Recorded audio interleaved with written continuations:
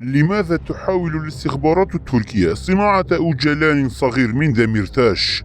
يتم فتح العديد من الملفات حول العلاقات السرية بين الباكيكا والاستخبارات التركية ميت، ودائما ما حاولت وتحاول الباكيكا إنكار كل ما يتعلق بهذه الملفات واتهام كل من يتحدث عنها بالتجسس والخيانة. فالباكيكا لا تسمح إطلاقا أن تطفو قضية علاقاتها مع الاستخبارات التركية على الساحة وتظهر للعلن وتنكرها جملة وتفصيلا، إلا أنه لدى دراسة التاريخ ومقارنته بالمستجدات ينكشف كل شيء ويصبح واضحا للعيان، ويتضح أن الباكيكا عملت بأسلوب ممنهج على أدمغة وعقول عموم الشعب الكردي في كردستان تركيا وكوادرها وأنصارها على وجه الخصوص، وأنها غسلت أدمغتهم وملأتها بمعلومات مغلوطة كاذبة لا أساس لها بشكل جعلت العديد منهم لا يصدقون ما يرونه بأعينهم وما يسمعونه بآذانهم سوى ما لقنتهم به الباكيكا.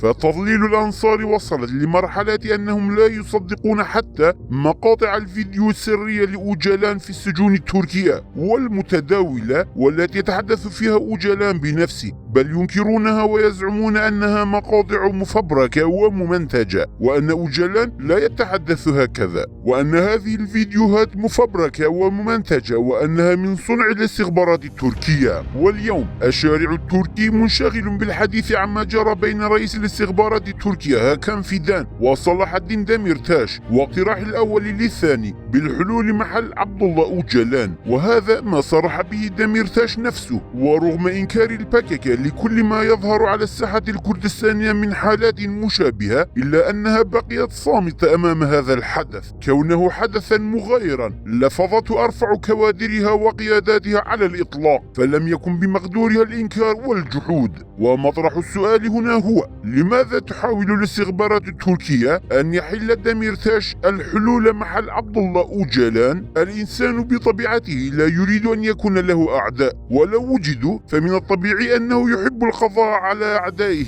عن بكرة أبيهم، ولو كانت العداوة هذه متعلقة بالجانب الوطني فالأمر مغاير تماما، فكلما استطاع الإنسان القضاء على عدوه بشكل أسرع لاستطاع تحقيق أهدافه في وقت أسرع. ولو حدث العكس آنذاك سيعلم الجميع أنه ليس هناك أي عدو للإنسان، وأن ما يوجد تحت لباس العداوة إنما هو تحالفات وأهداف مشتركة لا غير. هذا وما زالت قضية كوباني تشغل أروقة المحكمة الجنائية العليا بأنقرة، ومن بين من يخضع للمحاكمة في القضية لغاية اليوم الرئيس المشارك السابق لحزب شعوب الديمقراطي صلاح الدين دميرتاش. وكانت المحكمة قد بدأت جلسة أخرى في الأول من كانون عام 22 واستمرت اليومين، وكانت بعض الأدلة والوثائق التي نشرها الشعوب الديمقراطي والمتعلقة بملف هذه القضية ملفتة للانتباه. فقد نشر الحزب أن دميرتاش قال في إفادته أمام المحكمة إن رئيس ميت التركي هاكان فيدان طلب الاجتماع بي ولقائي، وذلك عندما كانت وفود الشعوب الديمقراطي تنهال على أمر لي للقاء أوجلان حول عملية الحل والسلام،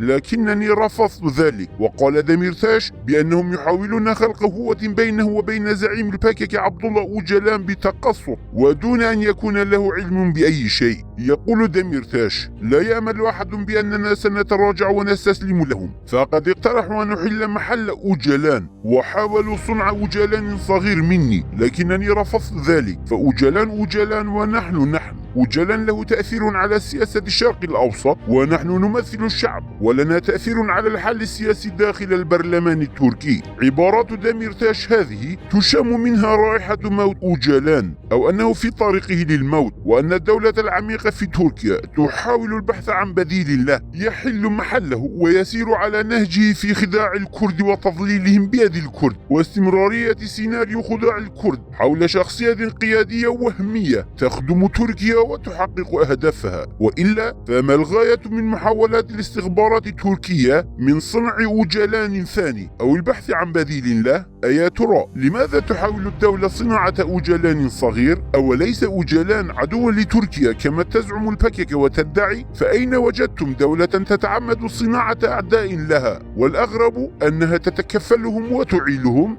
كلا، فأمثال هؤلاء لا يقال لهم أعداء، بل هم مأجورون وجحاش ورجال للدولة وخونات لقضيتهم ووطنهم.